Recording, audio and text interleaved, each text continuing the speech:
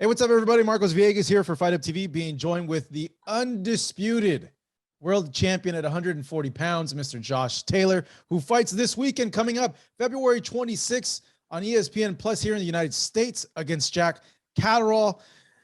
Josh, man, hey, good to see you again.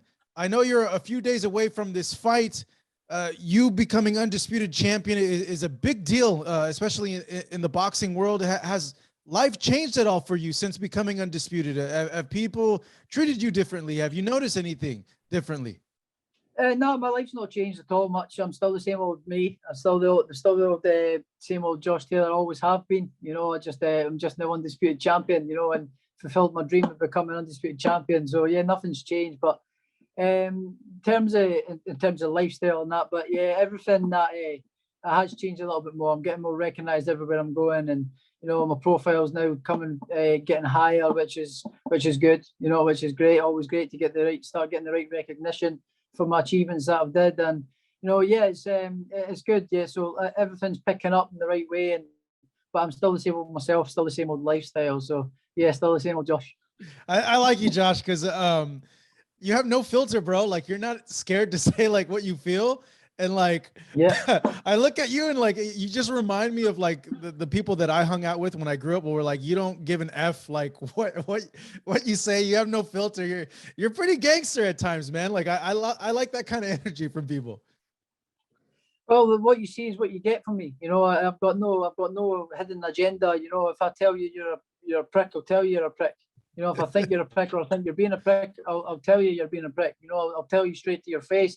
There's no hidden agenda with me. I'm straight up, you know, and I'm no shit. You know, I don't take no shit. So it's I can't put up with bullshit and that either. I've got no time for it. You know, I'm a straight up guy, straight shooter, and you know, that's the way I handle my business as well. It's the way I've handled my boxing career so far as well. Come in straight away, took a couple of fights, boxed for a Commonwealth title in my 5th fight or 6th fight, then boxed for the WBC title, then boxed next to Postal on my 11th or 12th fight. You know, at world, my first challenge at world level as a baby, as a professional. You know, boxing a seasoned pro like Victor Postal, beating him, then entering the WBSS and taking big gambles, becoming a great fighter. You know, so I got a huge pair of balls and I took the risks, and which not many fighters would do, and a lot of managers wouldn't do it with their fighters. And my management at the time was a bit like, oh, what about maybe wait for a couple? I was like, no, let's do it now. And part of that reason was because I didn't turn pro until I was 25. You know, so I knew I couldn't waste 3, 4, 5 years building up a record. I had to go for it, you know, and I believed in myself. You know, if you're good enough, you'll get the results. You know, if you're good enough, you'll win. You know, and I put in the hard work. I'm a dedicated guy. I dedicate myself to the sport and the craft that I'm doing. Always trying to better myself, and you know, and I just believed in myself 100%. So I went in, shoot from the hip, let's go, straight, let's go, and I took the big gamble that not a lot of fighters would took, and it's paid off. Did that type of attitude get you in trouble growing up with like teachers and at school? No, I was at school. I was pretty good at school. I enjoyed school. I would imagine like you would tell like a teacher like, nah, piss off. Like, I don't agree with what you're saying. Because I'm disciplined. I'm a disciplined kid, you know, so I was good at school. Don't get me wrong. I was no angel at school, but you know, I was pretty good at school. I never really got in trouble with teachers. I quite enjoyed school, you know, but I always found myself in the headmaster's office for fighting. But apart from that, I was never sort of cheeky way. I was respectful with my teachers and stuff like that as well, but always a little bit cheeky lad and being a bit cheeky and stuff. But no, I was pretty respectful at school and I enjoyed school. So you were originally supposed to have this fight earlier in the year. You suffered a knee injury. Just touching on that, how does the knee feel? Like, are you feeling 100%? Everyone's fine, you know, everyone's fine. It was a bursitis at the side and a couple of tears and stuff as well. It was stopping me from running and stopping me from doing my S&C stuff. It was getting to the point where I couldn't really walk up and down stairs properly because it was really painful, you know, so it was just wear and tear. And then after that, I picked up COVID for a while, and then after that, I then picked up a chest infection right after I recovered from it. So it was like, I've only got 5-6 weeks left of training. You know, I've not been able to do my conditioning, running circuits and S&C stuff the way I can properly do it. I was still able to do my boxing training, but I wasn't able to do the rest, you know, and having 5-6 weeks to get back into tip-top shape. Probably could have made it, but I've worked too hard to risk it and have questions and doubts if I'm going to be in the proper shape, you know. So I'm the champion, so I say I'm not ready. I need to put it back. Yeah, you call the shots. That's for sure. When this opponent was announced, and you you go through the comments on Instagram and on Twitter, you know, fans at least here in America are used to seeing you against top caliber guys like champions, undefeated champions, and you got a hell of a record. But when you look at Jack's name, because he's not too well known in the United States, a lot of fans are thinking, oh man, Josh is going to go into this fight and just completely wash Jack Catterall. Not even a challenge for him. But I'm sure you've heard those comments. What do you make of that? Well, it's understandable because he's not known. He's not known in the USA. He's not really had the chance to showcase his skills on big shows. He's beat who's been put in front of him. You know, he's been mandatory challenger for the WBO for a couple of years. So I believe he's been trying to waiting on getting that chance against Jose Ramirez. You know, so he's beat everyone who's been put in front of him. But make no mistake about it, if you watch Jack, he is a very good fighter. You know, he doesn't look too great on the eye at times, but he does a lot of things really good. And you know, I'm expecting a bit of a tough fight, to be honest, at times. But I think I'll come out on top. I've got no doubts that I'm coming out on top on Saturday with a good performance.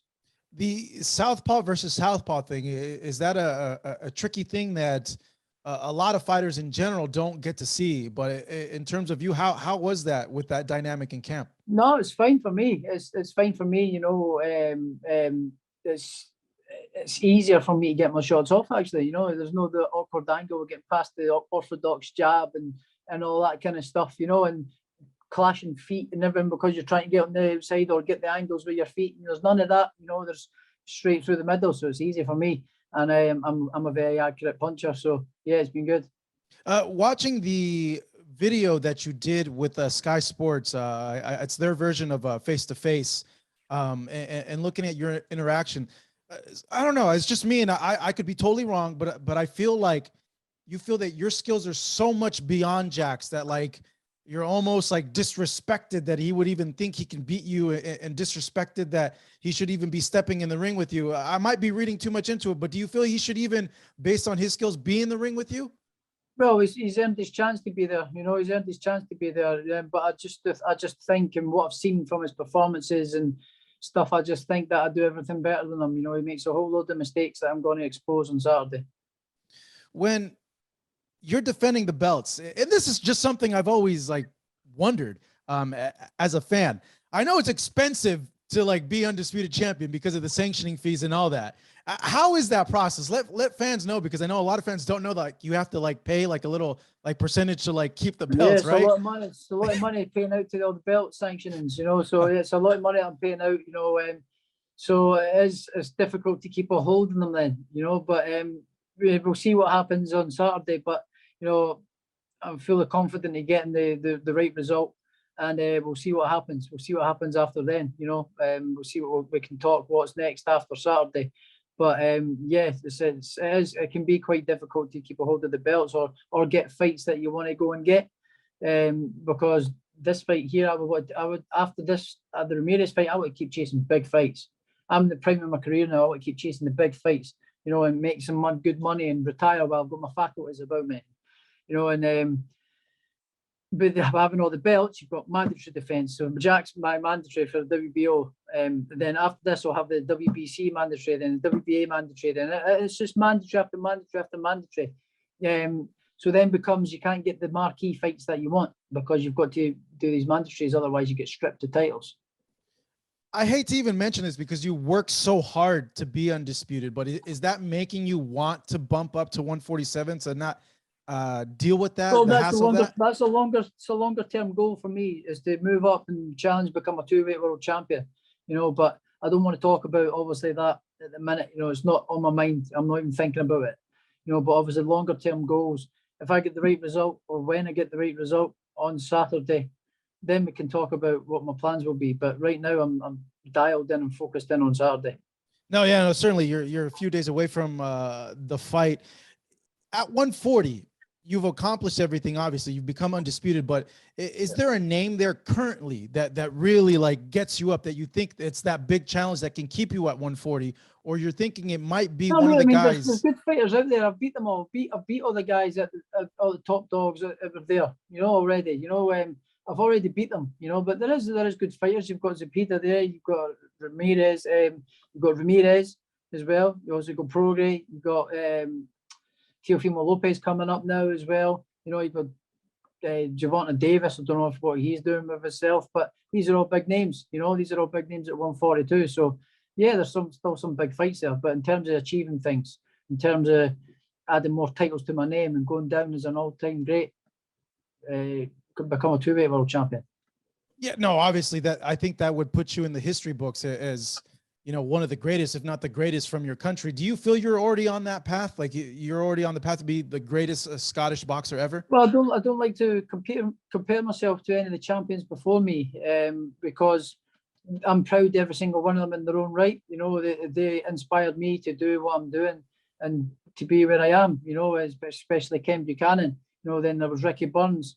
You had Scott Harrison as well, who was a unified world champion at recent times. So it was all these guys have inspired me to the fighter I am today. So I don't like to compare myself with these guys, but it's certainly got to be up there with the best in Scotland, yeah. But I don't like to say I'm better than anyone else, Well, I think if you go back to back undisputed, there's going to be no argument there. Back to back undisputed, which it's not unachievable.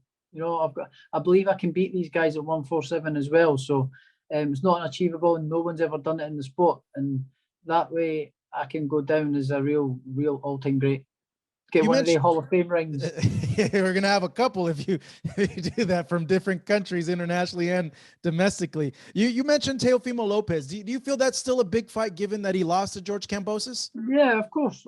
Why not? He's a good name, and I'd love to give him a proper beatdown. I'd love to give him a good beatdown for the shit he's been talking. I'd love to beat him up and give him a real good hiding, hurt him bad. Yeah, it seems that he's really irked you with all that talk, huh? I don't give a fuck what he says, but you can't keep talking all that shit and not get punched in the mouth for it. You guys have a saying over there, right? Like you chat shit, get something like that. That shit get banged. There you go. Yeah. When I was looking through like potential options, and I'm thinking like, okay, the big fight that I think me as a fan would love to see you in is when the 135 guys start moving up to 140. Obviously, based on your goals, you want to move up to 147. But I'm thinking I would love to see you against Ryan, against Gervonta, against all those big name guys that are eventually moving up. Heating up, and I've said it in numerous interviews. I can be a career 140 pounder. I make the weight relatively comfortable. Believe it or not, everybody says, "Oh man, how long can you stay at this weight for?" I can do my whole career at 140. I could do my whole career at 140. The body type I've got, the body type and the genes that I've got, I could be 140 for my whole career. But I've also got the frame size to go at 147 and really fill out and be a monster at that as well. How does those fights go, Josh? Obviously, I know you think you win, but how do they go potentially with like Tank and Ryan? I'll beat them up. Yeah, I can beat them up. I'll beat them up. Tank's too small. Tank's too small? Tank's too small. He had a hard time against, what was his name, that he ended up eventually stopping, but getting caught, yeah, and having a hard time with him, So, different kettle of fish when you're in with me. When you look at 147, you've been saying Crawford. I'm just curious, what do you see there that others don't, that makes you look at Crawford, what you see in the ring, and think, you know what, I can get him there, I can get him here. Well, I'm not going to tell you. Well, I'm not going to tell you that, am I? I'm not going to tell you that, but I know. Well, what do you see there?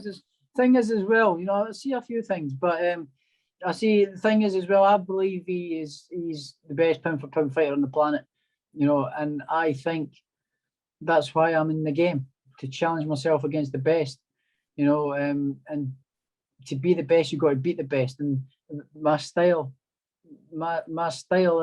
of play, you know, the way I go about my business, I want to fight the best. I don't want to fuck around. I want to fight the best. I love that attitude, Josh. I think that's what every fighter actively should have, that same attitude as you have, because we don't really see it so much in boxing. Say the Crawford fight, given the situation, what he's going through with Top Rank and all that, say it complicates things a little. I know you're confident that you can get that fight, but say it does complicate things. Who else at 147 really you look at and you think, you know what, if not Crawford, I'll go with him?